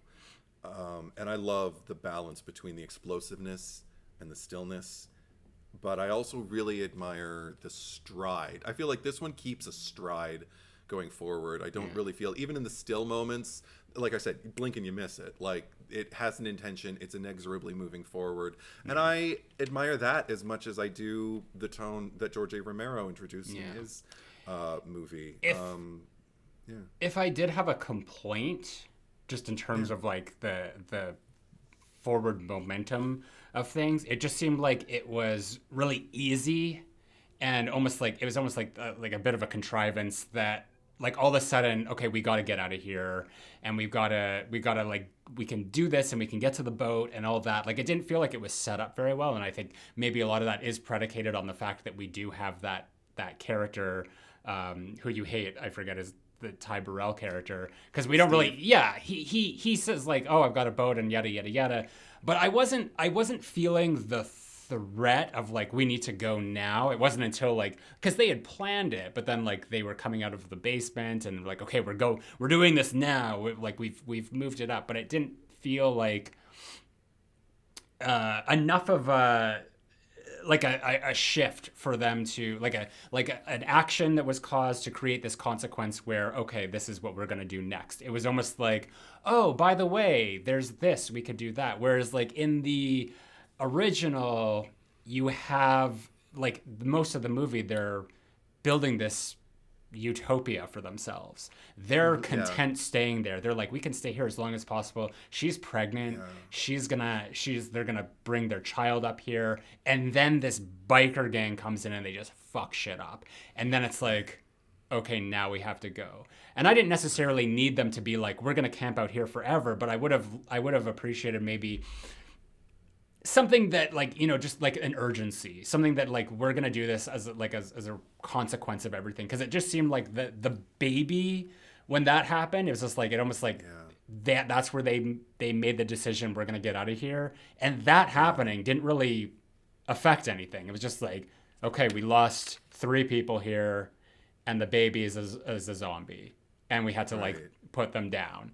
But it didn't really, like, they could have just continued doing what they were doing. Like, unless I missed something, it didn't feel like there was any urgency to move on, because like, that to me is not a good strategy. Like, they were holed up in a good place. Why would they risk it and try to go anywhere else at that point? Well, it's interesting you bring that up, because I feel like probably my broadest, I don't even know if it's a complaint, but it's something that I noticed. And it doesn't necessarily bother me, because I think the movie works well. That said, one thing that I really appreciated about George A. Romero's incarnation is the fact that it was set at a mall. It gets discussed often. We covered it thoroughly in our discussion, I think. about corporate America and about materialism and capitalism and commercialism and whatnot. And what you put zombies just kind of like banging, dumbly up against, these glass walls that they can't break, and they kind of become no longer a threat. It actually becomes kind of like a thing you still kind of look back to and wonder about, is there humanity left in them? And there's a lot of room for the characters to wonder, for the audience to wonder, and time. George A. Romero takes that time. With Zack Snyder's, as much as I like it, I didn't understand why, outside of the fact that it's a remake, why it needed to take place in a mall at all. It could kind of take place anywhere that, It could be in a warehouse. It could be in, I don't know, it could be in a gymnasium that has like access to a cafeteria in a high school or something like that. Like they could pretty much be anywhere as long as they have food and facilities and access to water and, things like that. Yeah. So I feel like that symbolism, that layer was kind of missing for me. It's like I said, it wasn't enough for it to like completely spoil the broth or anything like that. And there were just like a few critiques on the tail of it, like toward the end. Like I was really enjoying myself, and then we just got to the point where logistically some things I was like, well, that kind of doesn't make sense. Like when Michael was taking CJ and Bart. No, not. Wait, was it Bart? Yeah, it was Bart. Oh, okay. Because they needed to find the generator to get the power back on. Right. And so CJ and Bart have been like basically incarcerated this entire time against their will, and now they're being let out because they're the ones who know where the generator is, because they already kind of planted the seed that Terry wouldn't know because he's the newest. So, how would he know where the generator is and everything? But I didn't understand, okay, why is Michael taking them logistically alone to the two of them? He's outnumbered. And why is he just like kind of trusting them, like trusting that when he says, no, you're coming with me, I'm not going to just let you stay here. They could easily overpower him. Like it's an afterthought that all of a sudden Kenneth, the cop, is kind of like there with his own gun and just kind of like, I'm going with you. Like, no, you mean you're coming with us? It's like, why is this not part of the plan? Why are we even wasting time with this? And why? That was like a logistical thing that I was just kind of like, hey, that doesn't exactly make sense. We didn't even need that. Like, just show me the two of them, like the two captives and the two guys with their guns with the captives. And I know, okay, everything's copacetic. We're fine. That was one thing. And the other was just simply the isolation between Luda and Andre. And the way it was just kind of dismissed in a time where people could get bit and conceal it. And the first thing they're going to do if they're trying to conceal their bite is hide themselves. Yeah. And they're just kind of like, oh, well, that's fine. Whatever. Nobody suspected anything until the discovery was made. Like literally didn't suspect anything. That really felt like it was glossed over. Like in that scenario, which I mean, if I was going to make an excuse for it, it's just that was the power shift there, where it's like you would have had the characters like the CJ and the Bart. Thank you for reminding me of their names. Where that would never fly, and it's just showing that like they weren't wrong, but that the crowd that came wasn't wrong either. They both had a point of view that was important and should have been listened to, because if the CJ and all that, they got a say in what was going on, they'd be like, absolutely not. They're not going to segregate themselves somewhere else. We need to know what's going on at all times. We need to check on things, where it's like, now that like, with people like Anna running the show, where it was just sort of like, yeah, let's, lackadaisical, let's let everyone do their own thing. We're not really going to focus on it, and be like, how's Luda doing? I haven't seen her in a while. Like maybe someone who was more scrutinizing of shit like CJ would have been like, why haven't we seen her in a while? Like, what's going on there? That whole scenario where it could have been avoided, where two people unnecessarily were killed, or one person at least, because it seemed like Mekhi Phifer. I Still Know What You Did Last Summer, by the way, was he was gonna do whatever the fuck he was gonna do. What was his line right before he died? And I Still Know What You Did Last Summer. It's like he's like, I'm hungry, I'm fucking horny, and so, like it was just like this this out of You nowhere. would remember better than I would. That felt like that would have been your quote at the beginning of that episode. I don't even remember what I said. What did I say? I don't know. It's probably like there is no man with a hook. But no, I mean, it's interesting because I mean, again, they didn't spoil it for anything. Like the movie's got a movie, so I understand. But it did like kind of like play on the plausibility of it all. But at the same time, by then, I mean, those two choices were actually made back to back. So I wonder if I don't know. I did wonder if, like, in the unrated cut, if maybe I was missing something that made it make more sense. No, I think that it's just not. There's just not enough connectivity. Like, there should have been more questions, or because you have these characters on both sides, there should have been like an event or something that just played out, or someone to even a look, just some sort of beat, because it does feel very disconnected in a way. And I feel like a lot of like that, though, like the Luda and sorry, what's his name? Andre. It was almost like they were in their own movie at a certain point, because I remembered, like, that's the one thing I actually remember about the movie the most was them and that whole situation. I don't remember how it played out, but I remembered that, because especially when you see her with her big pregnant belly at the beginning, you're just like, that ain't gonna go well. I remember that shit goes wrong. I forgot at what point in the movie it happened. Like, I thought it was much earlier, but it actually, carried out well past the halfway point.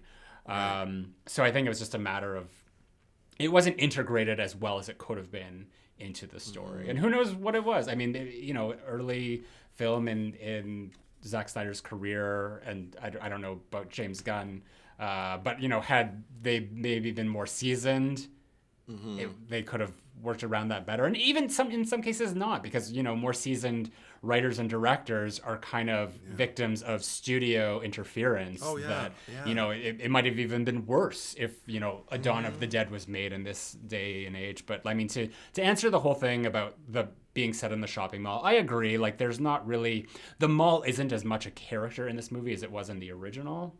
Right. That it could have been set anywhere. And I think that again goes back to the idea that this Dawn of the Dead could be anywhere. Like, there's groups of survivors all over the place. I think that was just a way to connect it to the original. Just be like, this is a remake. It's set in a mall. That's what the original was about. And I don't mind it. I think it's fine. But yes, there's probably more of an exploration of that mall that we could have done. We could have seen more of like, and maybe that's where you can incorporate characters like the Monica into it. It's just like, other than just seeing a quick little montage of just like lingerie and, things like that, actually get more of a sense of like, we're rebuilding society in our own mall here, stuff like that with these characters. And maybe they just chose not to do it because, like, if they want to see it, they can go watch the original. We're not telling that story. We don't need to see the same thing here. There's something way more like high octane action about this movie. And not to say that the original didn't have its action moments, but it was certainly, there's a lot more downtime in the original, whereas here it just feels like it's constant go, go, go. There's always some shit happening that the downtime is very few and far between. I gotta say, like, I kept thinking, like, what do I remember about this movie before I went into it? And I thought, okay, certainly I remember Vivian entering as a little girl zombie, and I remember the shock that I felt in the theater in particular, because I didn't know these zombies were going to run.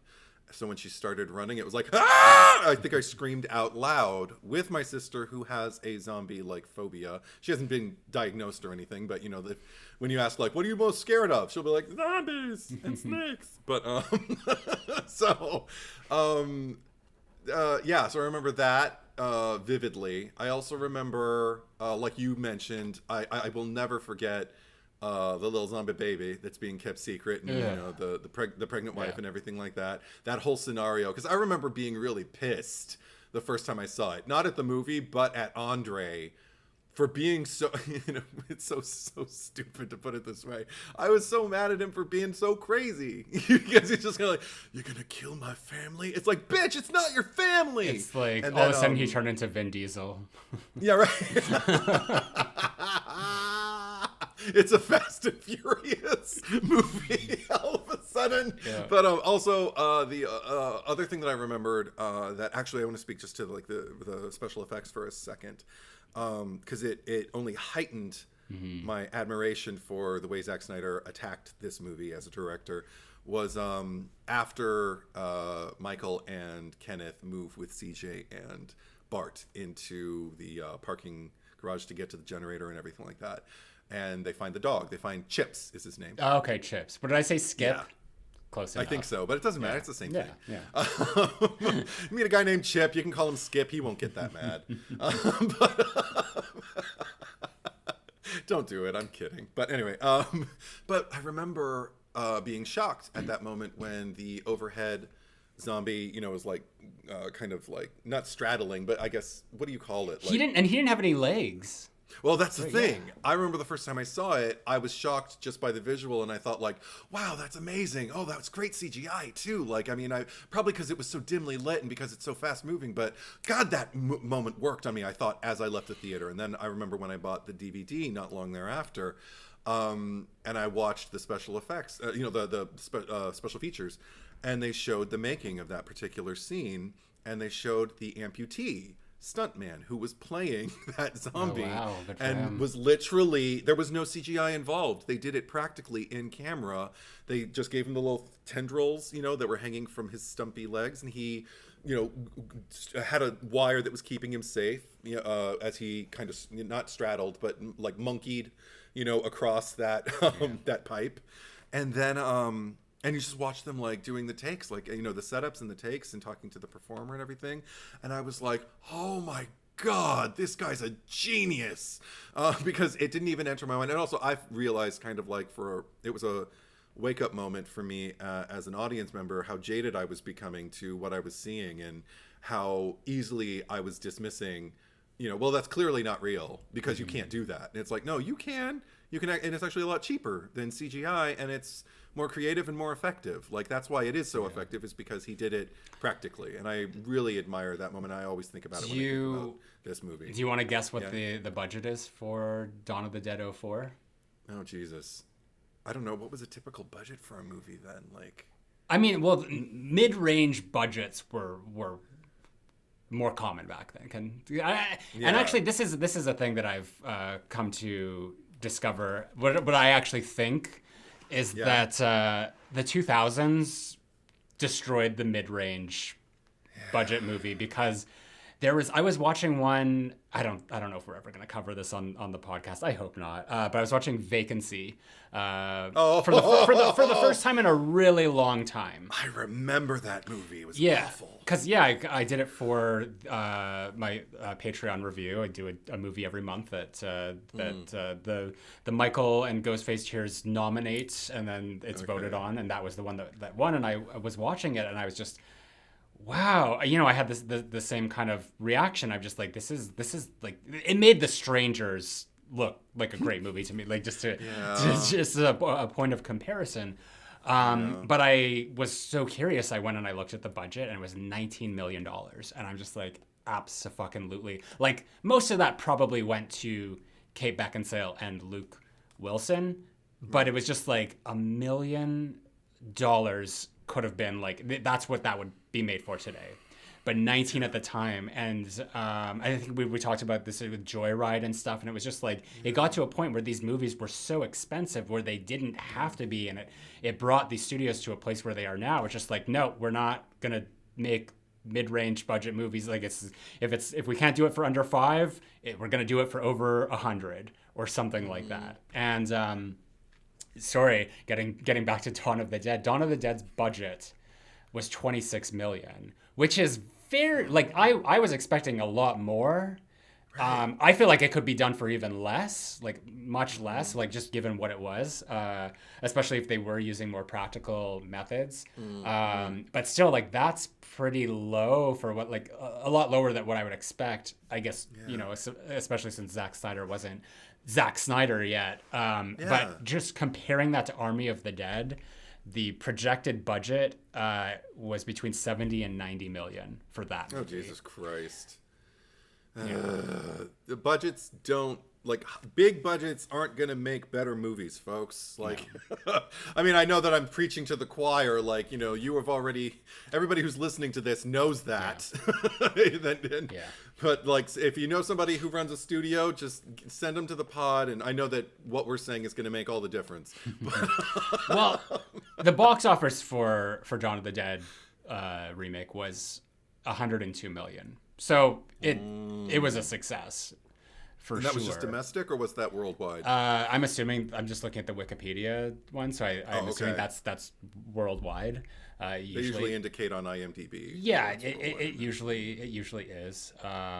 But yeah, still, like, there's but a lot of those movies, like, this is a good example of that. But like, I think Vacancy was like 19 million. It might have done 25 or, you know, something like that. So not very much. Let me actually look at that specifically, because I'm interested. Since I'm talking about it, everyone should know anyway.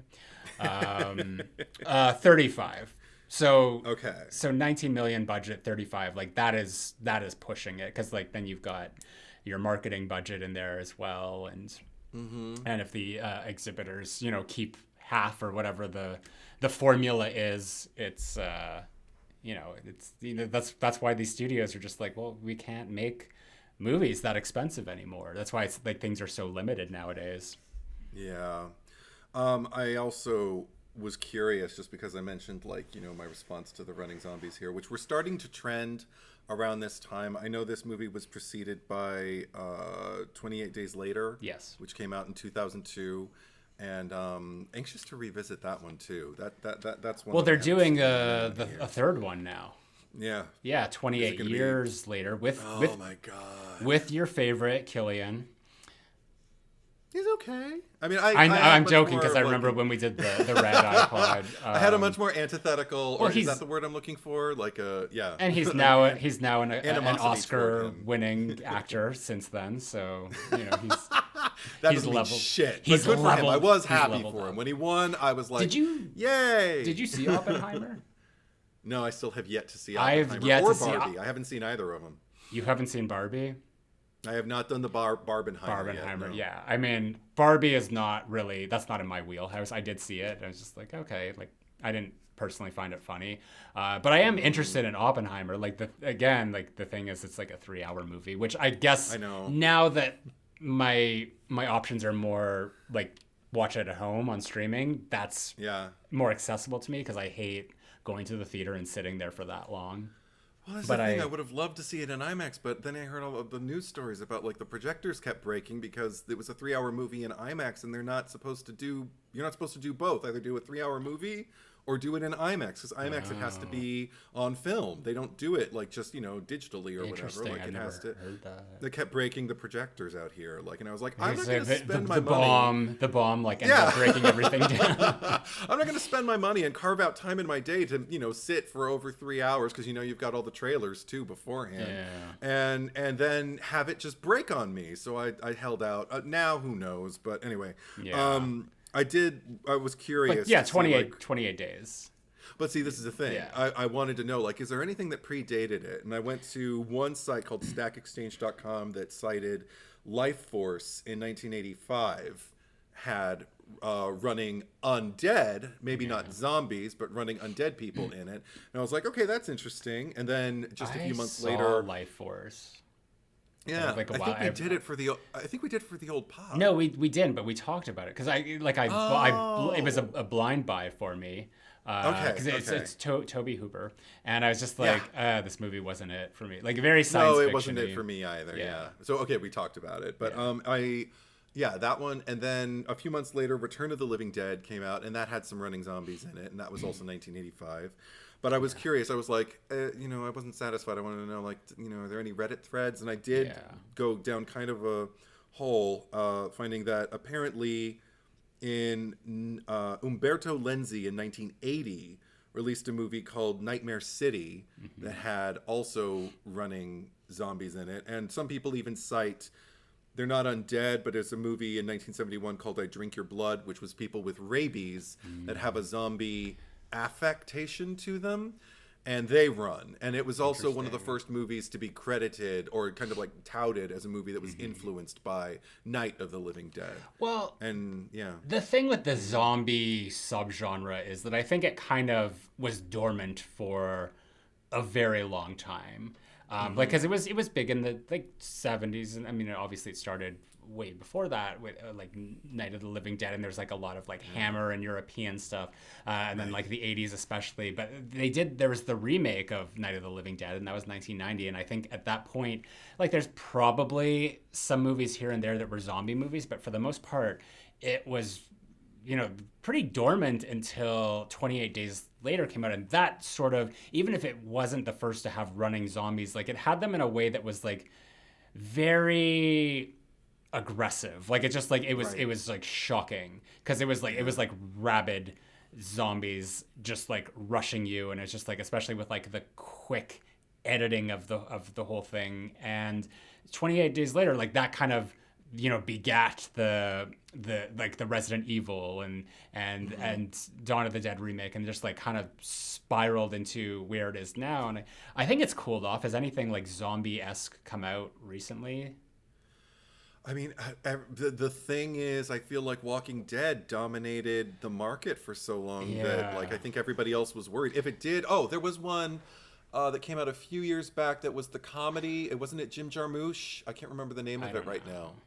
It had a bunch of stars in it too. It had like Adam Driver and everything like that. Okay. I vaguely know what you're talking about. I don't know what it was called, but yeah, probably like maybe 4 or 5 years ago at this point. But I'm looking no, like Walking Dead, I fell out of that like around season 5. Everyone you talk to a lot of people, like, because everyone watched Walking Dead, and then but the question is, at what point did you stop watching Walking Dead? Because there's so few people that were like, I stuck through it the entire series, and I feel like that probably, it just like, it was zombie fatigue when Walking. And isn't there still like, there's spin-offs to it as well? Yeah. Like, there's The Walking Dead and something else. It was like, it was the Disney Plus like MCU show. That was like that version of it before Disney Plus came out, where it's just like too much. But in 2002, and this is more so like the gamers, because there was the Resident Evil, the video game. The first one came out, I believe it was 96, and then they remade it for the GameCube. And that's the version. That's the first time I ever played it, and it's stunning. I still love going back and playing it. But they incorporated a thing into it, because the zombies in that like move very slow, like they typically would. And it's not until like the later sequels where they started to like, it was more like undead, or like, you know, dead bodies infected by parasite. It was the faculty, you know, running at you. But in this remake that they did for it, there was a thing where you had like a thing of kerosene and a lighter, and once you killed the zombie, you had to burn them so they wouldn't come back, because if you left them, you would come back to that stage later on in the game, and they would evolve and get up, and they would chase after you, and they would move fast. And that came out in 2002, so it was around the same time as 28 Days Later. So I feel like that might have, you know, I don't know which came first, but I mean, it's just the same ideas like happening at the same time that kind of inspired this. And I think that, you know, the fact that you have these zombies who are moving fast like that is a threat, because, you know, in the year 2000 and whatever, when you go back and you look at Night of the Living Dead and the original Dawn of the Dead and all that, the zombies aren't really, it's just like, you just push them over, move past them. I think there's even a line in the remake of Night of the Living Dead where that movie's version of Barbara is like, she's looking out the window and she's just like, they're moving so slow, we could just walk around them. And it's like, of course. And I think like that's where they realize, like, if we're going to kind of if this subgenre is going to evolve, there has to be a threat. They have to be scary. You know, we have to know that like they're going to plow through us and kill us, and that just wasn't happening with the old version of what the zombies were. So in your opinion, you like your zombies aggressive and proactive, basically. I mean, I don't really like, zombie movies are not really my go-to. Like I'm Your not preference. Yeah, I mean, Your not that I don't preference. enjoy them. I think that there's some that are really great, but I mean, I have my things that I like, Yeah. and zombie movies are not top tier for me. Right. The number one, the just in case anybody's like going out of their mind because we didn't cite it, Jim Jarmusch's movie was called The Dead Don't Die, and I remember reacting really positively to it. It had Bill Murray and Tilda Swinton and, as previously said, Adam Driver, because it had just a completely different tone to it. Like it didn't seem it had like a lovely kind of small town, quirky kind of community reaction to the zombies, and it's not like they weren't a threat, but it was like. It was just as funny as it was kind of profound. Yeah. But I liked that spin. But I think I have to say I prefer my zombies slow moving, because the aggressive ones just it doesn't even feel like a zombie anymore. It feels like a rabid dog. You know, it feels like may as well be Cujo, running at you instead of like a person who's the undead. But I also think there's something to the fact that they are so slow moving that you can kind of drop your guard, and that like you're the what is it, the essential flaw in a world like that is dropping your guard and becoming kind of what's the word I'm looking for, becoming kind of not placid, but I guess placid or content, like just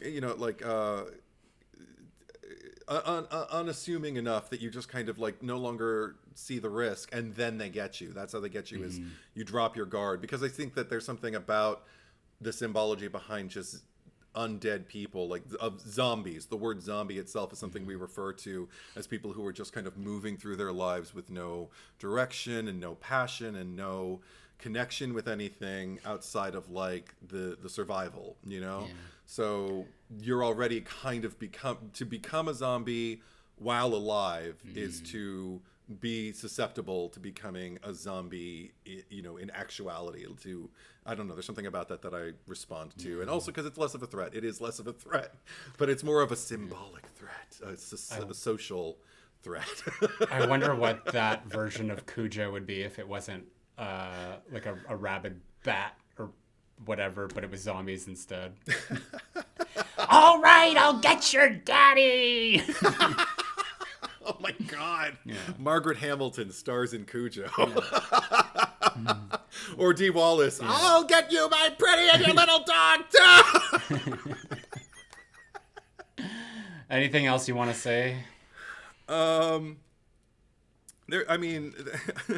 We still got to kill some people. So yeah, that's true. That's true. So yeah. I'll just say I took a lot of notes. If anybody isn't satisfied with what we've offered, get in my DMs. I'll tell you more. But right. Awesome. Okay. Well, with that said, let's get to the cherry picker. It's not like we kill people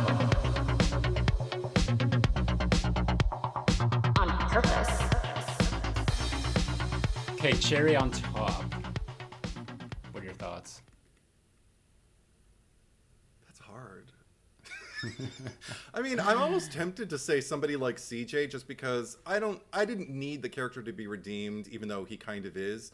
But what made him more interesting was that, like, when it came down to when the shit hit the fan, he was better than Bart in that he could actually kind of like, become part of the group, and he went down a Viking, like, he went down like a badass. Like, okay, I'm not just gonna take myself out before you can get to me.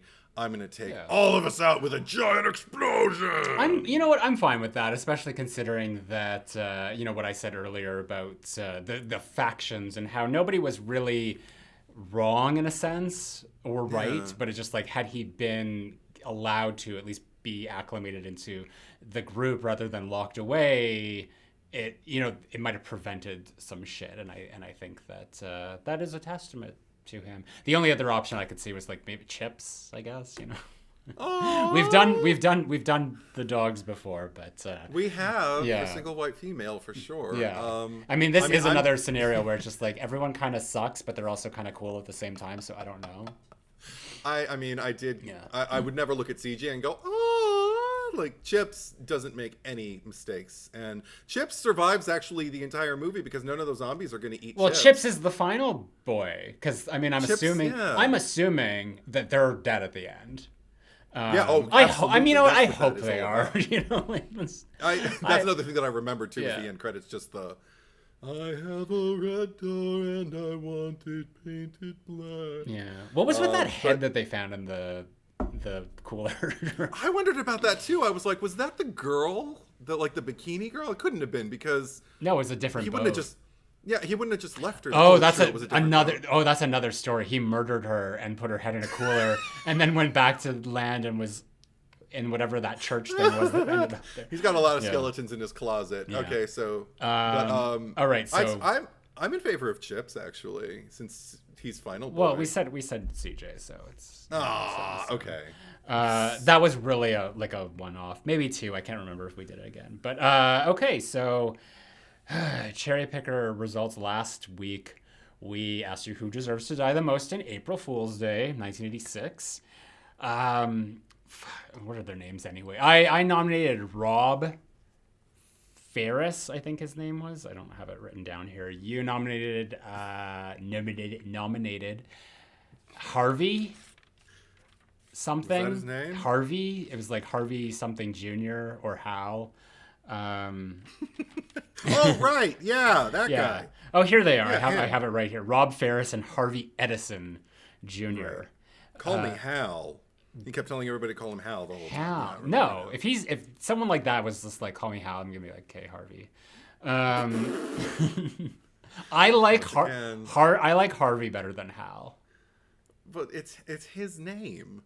His name is Harvey. He's the one who wants to be Yeah. called Hal. Do you ever- It's easier to just entertain it for me. Like I'm just like, okay, fine, I'll call you whatever you want. Do you ever eat at Harvey's? You know, like the burger joint. I don't even. Is that that must be a Canadian thing? Probably. I don't know what it is. Maybe it's in the Midwest or up north. But Hamburger, a beautiful thing. I have no idea what Yeah. you're talking about. Is it like Subway? What is it like? No, they're like really delicious. They had like the best pickles. They must be around still. I don't know. There's like fewer and far between. But it was like this. It was like my mom's favorite burger joint. So we'd always go there. Like, we're going to Harvey's. But then afterwards, we was just like, there's something about their meat. It's just like, it tastes good. But then afterwards, it's like you have this terrible aftertaste that just sticks to the top of your, like the roof of your mouth.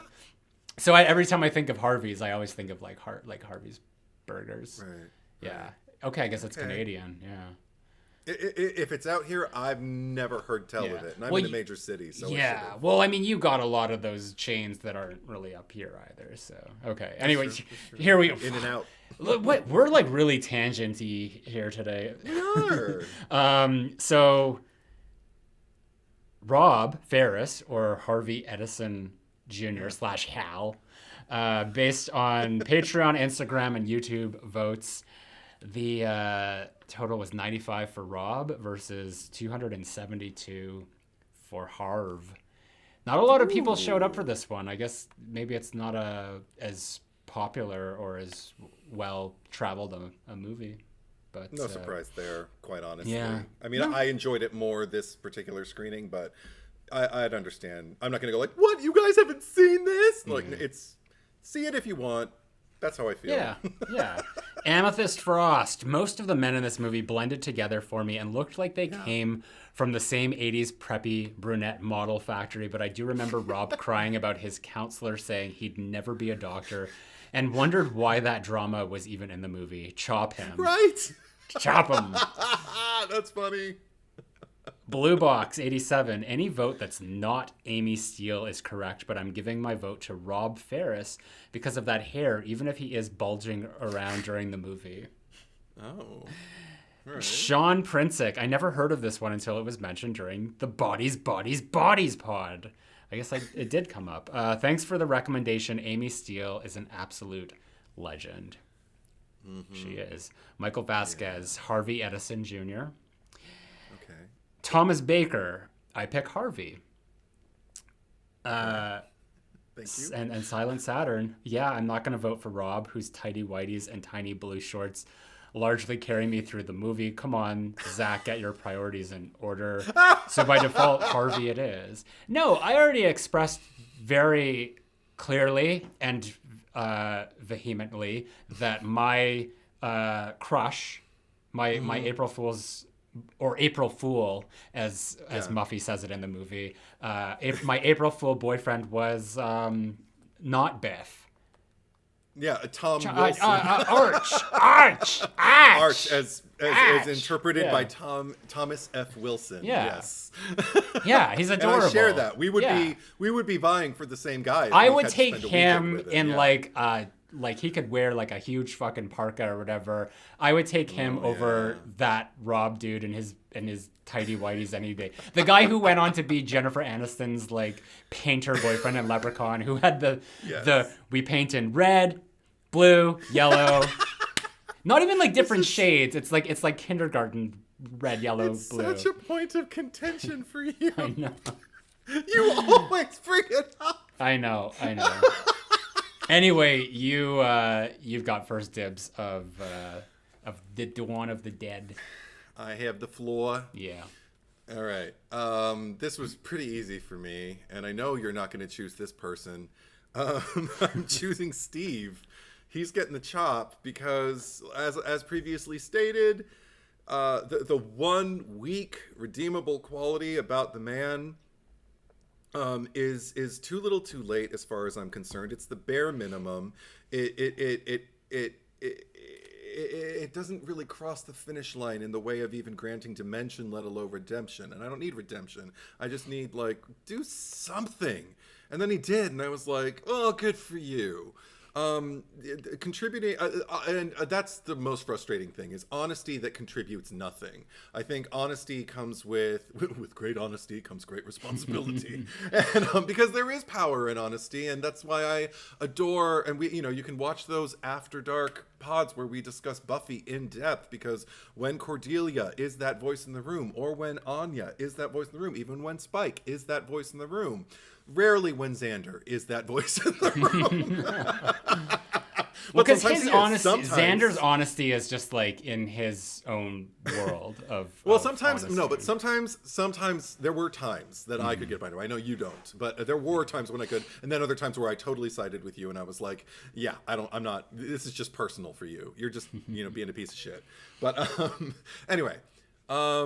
I like this guy less than Xander. Let's put it that way. I think he's less redeemable because this is the thing. Even being honest about your douchery, if that's what you're going to do with it, that bears very little validation for you as a person in my eyes. I don't think well, at least you're honest about it. That is worn out. This movie is 20 years old, and that the age of that should just be dispensed with. Let's just stop going yeah, he's a douche, but that's who he is. It's not a defense, and yeah, everything that I said. I'm not charmed. I'm neither charmed. I love Ty Burrell. This is the least I've liked him on screen. There you go. I'm sure he won't take it personally. Sure I'm going with evil Vin Diesel. Oh, that kind of rhymes. Andre. Because he's that trope in all of these movies. He's not even bitten, but he's hiding something. And I hate those people. They're the worst of the worst. Because it's just great, we know that you're going to fuck it up. And of course you fuck it up. And he just fucks it up in the most selfish, irrational way. And I liked that lady that he shot. I don't think that she acted very rationally in that situation either. She should have just booked it out of there and went and told everyone. Norma, yeah. And then went back, but she just okay, fuck. Gonna shoot. She did not read the room properly, but she took him out though. She took him out. She did what she had to do, but it was just it was such a waste. It was that to me, as much as I was bitching about Nicole and just her making the stupid decision earlier. This is a decision that at least I can understand it in a way, because it's you gonna take my family away from me? You're gonna take my family. But it was just Vin Diesel? I don't know what the fuck. I don't know what that was, but it's just you're gonna make the stupidest fucking decision here. You're looking at that baby. I don't know. I couldn't get on board with any of that shit. So kill him.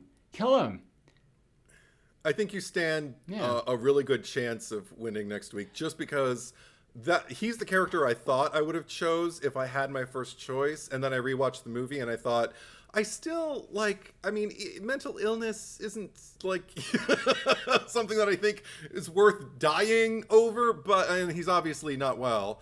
But and his priorities, it's not that I think they excuse the actions that he's taking. He's putting everybody at risk, but there's a certain level of protectivism that he's assuming that I'm like, I mean, I get it. I don't agree with it, What but do you? I get it. Sorry, you said mental illness.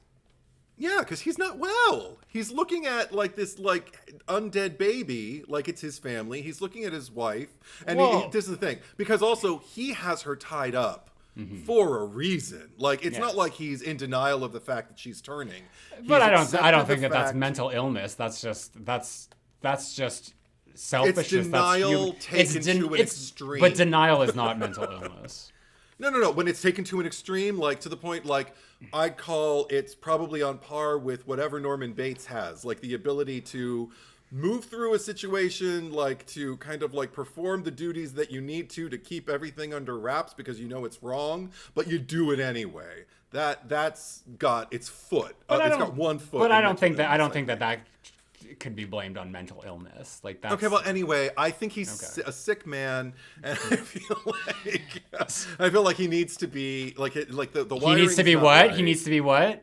He needs to be Killed. dealt with he needs to be dealt with in a different way. Okay, I was gonna try to get you to make my argument. No, I was not going to say that. That's why I didn't want to kill him. But I do think he's probably more memorable than my guy is if you haven't seen Dawn of the Dead in a while, because he's the first. Like I said, he's the first one that came to mind for me. And then I watched the movie and I was like, oh no, Ty Burrell is way worse. But I hope y'all have seen the movie before you vote. Anyway, yeah, there you have it. You can vote for Andre is the character's name, or Steve. And vote your heart, vote your conscience. You can vote on the YouTube channel community section. So if you are new to the podcast and you've enjoyed this time you've spent with us, please go ahead and subscribe and make sure to vote. And if you are new and you are, would rather listen to us, the RSS feed link is in the descriptions down below. You can do that. You can also go to our Instagram page to vote there and follow us. It's at the Cherry Picker Pod. And there's also voting on Patreon. You can head over there if you're subscribed or not, and just throw an extra vote there. But we do appreciate the contributions, as said before. Social media, Edward. Where you can are find you me at? on the things, the Letterboxd and the YouTube and the Instagram. And I haven't deleted my TikTok yet, so if you want to check out my cat. Remember last week when you said, this is the last time I'm going to mention TikTok, and here we are. I didn't say that. I said I'm thinking about me, Edward is Truth, one word, traditional spelling. How about you? You can find me on my main YouTube channel, Zack Cherry, ZackCherry. Instagram is at RetroBitchface. Letterboxd, Zack Cherry. Twitter, ZackCherry8. What's happening next week? I had to find the title because I don't remember the name exactly. It's that one with it's the one, and I saw you. So Mute Witness. Thank you for that. Yeah, Mute Witness, which if you want to get a head start, it is now streaming on Shudder. So go check it out there. But that's what's happening next week. Thank you for watching. Thank you for listening.